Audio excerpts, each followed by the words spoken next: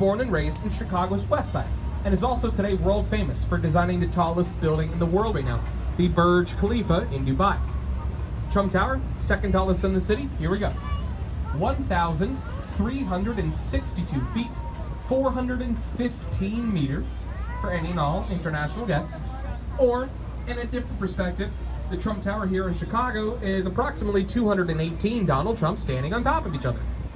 It's also the heaviest concrete structure in North America, made out of 720 million pounds, or around 327 million kilos of concrete. 90% of the building is just concrete. The other 10% is what we see on the outside, thinly wrapped in stainless steel and glass. Its neighbor here on our right-hand side up ahead, this black box building here is the AMA Center, formerly the IBM Center. Most of it is the British Langham Hotel, and the rest of it is all office space. Up behind them to our right, buildings sort of look like corn cobs up there on the right. That's Marina City. Marina City is now officially, according to Instagram last year, the most photographed buildings in downtown Chicago, finished in 1965 and 1967. Getting ourselves turned around over here on our right-hand side, we're going to see in between limestone building in the middle, between the old Wyndham and the London House Hotel, is an old skyscraper sandwiched in time is the old Mather Tower. Finished in 1929, it was originally planned to being two towers, but the second one fell victim to the Depression, where the second tower would have stood. Now stands the glass add-on for the London House Hotel. Now the London House is two different buildings for the same place. So it's the glass add-on in the middle in 2016, and then the limestone portion here in the corner, which was here first in 1923, 23 stories tall, designed in the French Beaux-Arts style, defined by a decorative base, stack of floors, and a decorative top. Behind said decorative top is a rooftop bar for the now London House Hotel. For the time being, it is no longer reservation only, so you guys can go up there and check it out. They have a brunch deal tomorrow morning from 12 to 2, well I guess tomorrow afternoon, which will save a bit of money if you guys want to go up then. I probably put the wait at close to an hour for that, but it's definitely worth it to check out. Right now we're passing underneath the Dusaba Bridge, formerly the Michigan Avenue Bridge, designed in 1920 for Edward Bennett, modeled after the Alexander III Bridge in Paris, France. As we pass underneath it, let's take a look off on the left-hand side, right behind the Apple Store.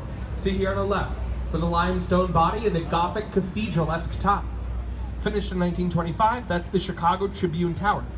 Now the Tribune Tower, designed in 1925, but it was the result of a nationwide competition held in 1922 to design the most beautiful office tower in the world. The clear winner was Raymond Hood and John Howell's Neo-Gothic design, based off the Malines Cathedral in Belgium. It was an office tower until 2018, when they started to turn it into condos. Most of those to start opening up next year at around the cool, affordable $10 million range. Yeah, a nice summer home, right? Over here on the right-hand side, we're going to see two red brick buildings to our right. The one with the thinner side facing us, and then back behind it to the left a little bit, with a wider side facing us. This is the Hyatt Regency here in downtown Chicago, which is the largest hotel in the city. Between two towers, you have 2,019 rooms. Behind the Hyatt, coming into view right now, up there on the right, with the white sides and the black vertical line windows and the tiny little red dots of light there, that is the Aon Center, formerly the Standard Oil Building, still known around these parts as Big Stan. He's the fourth tallest in the city, 1,136 feet, that is 345 meters. White North Carolina granite lines the outside, the edges, and in between the windows. Next to it, with a pointed needle spire at the top, that is two Prudential, designed in 1990, modeled after Liberty One in Philadelphia, Pennsylvania. Chevron setbacks on the outside help to brace against high wind speeds. And then, up here on our right-hand side, we're going to see up behind a couple buildings up to our right. So behind some buildings to our right, up back behind them. See back there with the curving, undulating concrete floor slabs? And then you're also starting to see the iconic water drop motif along the outside. That one back there is the aptly named Aqua Tower, designed in 2009 by Illinois-based architect Jeannie Gang. And at 859 feet right here in Chicago, the Aqua Tower is currently, right now, the second tallest building in the world, designed by a female principal architect, Jeannie Gang. So as we pull forward here, we're actually coming up on what is now the tallest building in the world, designed by a female principal architect, also Jeannie Gang, but a little bit later. So the Aqua Tower was in 2009. We have her new building coming into view, slowly but surely up ahead of us on our right-hand side, the new St. Regis Chicago. It is 4 massive interlocked towers, all going up to the tallest of 4. Interlocked means it looks like multiple buildings, but it's really just one cohesive structure. Also, back behind us on the Columbus Drive Bridge, there he is, my man, the legend himself, Bubble Guy, up on the Columbus Drive Bridge. Bubble Guy is a national treasure and must be protected at all costs. So we see the St. Regis up here on the right-hand side. So Jeannie Gang's brand new project. So the tallest of the towers comes up to 1,198 feet, which is 362 meters. Which makes that the tallest building in the world, designed by a female principal architect, and the 3rd tallest building in the city.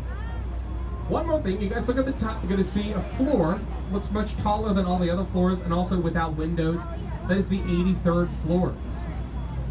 It's an intentionally hollow floor on the 83rd. It's called a blow-through floor.